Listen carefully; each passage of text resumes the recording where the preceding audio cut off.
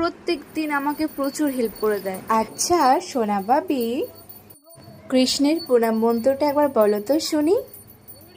হে কৃষ্ণ কোরআন সিন্ধু কিয় বন্ধু সুকুপতে গো বিশ্ব গোপিকা কান্দ নাদা কান্দ নমস্তে। হরি হরি বলো।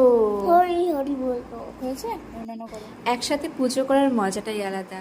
যেমন এই ধরো ও ঠাকুরের প্রসাদগুলো পরিবেশন করে দেয়, তারপরে সব কিছুই প্রায় করে দেয়। আমি শুধু ঠাকুরের স্নানটুকুনি করিয়ে তারপর আমি ধূপ দীপটা জ্বালাই আর ঠাকুরের ফুল দিয়ে পুজো করি। সেই ফুল পুজোটাও আমাকে করতে দেবে না, ও অর্ধেক করে। একসাথে পুজো দেওয়ার সময় সব কিছুই আমি করব করে একেবারে পাগল। ভগবানের প্রসাদটাও যে কত সুন্দর করে তোলেও সেটাও তোমাদেরকে আমি দেখাবো।